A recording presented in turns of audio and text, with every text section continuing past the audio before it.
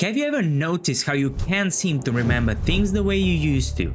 It's like your mind is taking shortcuts. And the strangest part, this might actually be an evolutionary advantage.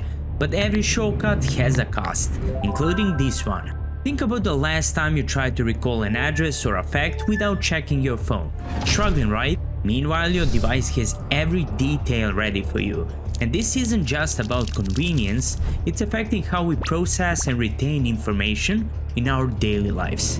It maybe feels harmless, but psychologists and neuroscientists are starting to see something unusual. The more we rely on digital platforms, the more they quietly reshape the very patterns, not just of how we store information, but on how we recall it too. Most of us think of these platforms as simple assistants, always there to help. But the reality is more complex. Algorithms are deciding what captures our attention, what fades into the background, and ultimately what becomes the part of our memory. And the consequences are deeper than they first appear. Okay, you are scrolling through Instagram, TikTok, or Google Feeds. Wait, what's Google Feeds? Never mind, you are scrolling. Hitting post after post, snippet after snippet.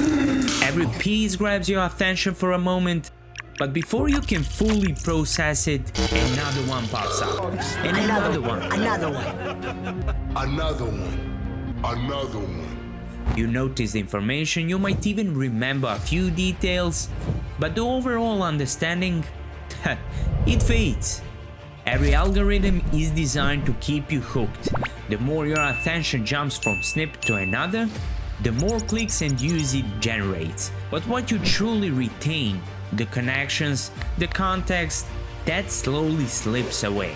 And that's what psychologists call shallow processing. At its core, it means that your brain is only focusing on the surface features of information, the shape of a word, the image in a post, the quick punchline of a video, without truly analyzing its meaning or connecting it to what you already know. You register the input, but it doesn't sink in your brain deeply. Now imagine the same piece of information but read slowly in a book or discussed in a lecture. The pace is slower, yes, far less efficient compared to a flood of content we consume online. But that slowness is what gives your brain room to process. Instead of skimming the surface, it pauses, reflects, and connects the dots. The meaning doesn't just pass by, it settles, it links to prior knowledge, and it becomes part of larger framework. That's deep processing, and is the difference between memorizing a sentence and truly understanding an idea. And this kind of deep processing used to be much more common. Our brains had the time and space to reflect, connect ideas, and truly absorb information. Today, as we said, we process more data than ever, but often at the cost of focus and retention. And that trade-off becomes even clearer when the brain starts taking shortcuts itself. And this leads us to the next segment of this video. Segment 2. Ghost Memory. So after hours of scrolling, saving links and taking notes on devices, it's easy to feel productive. Yet beneath the sense of efficiency, something subtle is happening. The brain isn't storing the knowledge, it's just leaning on potential shortcuts. Think about it.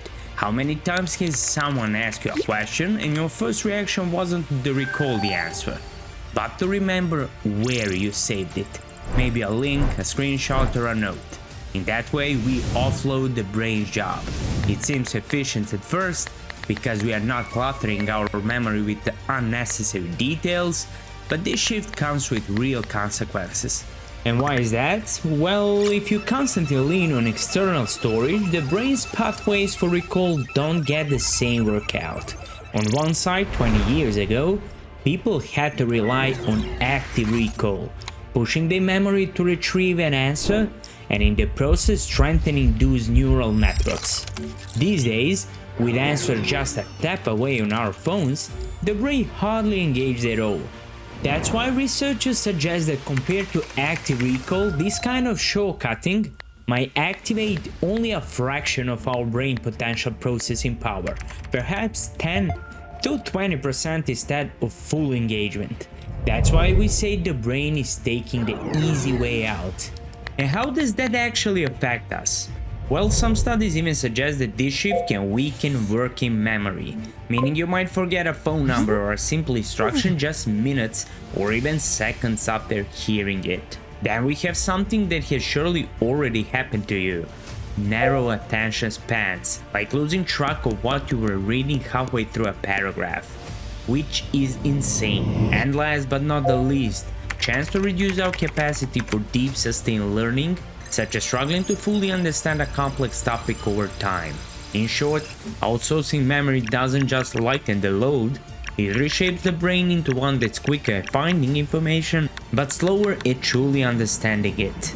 And these small changes in memory and attention quietly lead to a long-term shift, one that, over time, reshapes the bigger picture of how entire generations think and learn. And there comes the segment 3, the long-term shift. So looking at the patterns from the previous segments, studies suggest that heavy digital multitasking and constant shallow processing can reduce working memory, focus and creativity by a noticeable margin. Some research points to up to a 20 to 30% drop in specific cognitive tasks over a year of intense use. These effects don't appear overnight, but over a decade, they quietly accumulate, subtly handicapping the brain. Now imagine that same problem but multiplied across millions of people. A culture built more on quick retrieval than deep understanding. Knowledge becomes fragmented, borrowed, scattered across servers rather than stored in minds. This is the shift across generations. It's not only about forgetting, but about reshaping how our minds approach thinking and learning. Over time, we become a generation that favors surface-level knowledge and fast information over focused, in-depth learning. But how do we break out of this cycle, avoid becoming just another sheep in the herd, and stop contributing to this collective dulling of our minds? Well, one word: balance. Now, this isn't about rejecting technology. In fact, there is an incredible amount of smart, valuable information out there, and our digital tools can help us learn and grow like never before. The challenge is how we use them. Because if you approach technology with intention, choosing purposeful, deliberate activities rather than mindless scrolling, our minds actually adapt and thrive. By focusing on meaningful tasks, learning actively and engaging thoughtfully, we give our brains the chance to grow stronger, more creative and more resilient. So it's really about steering it consciously, maintaining balance and engaging intentionally to keep our brains sharp, creative and capable of deep thinking. Nothing is black or white, but the choice is yours.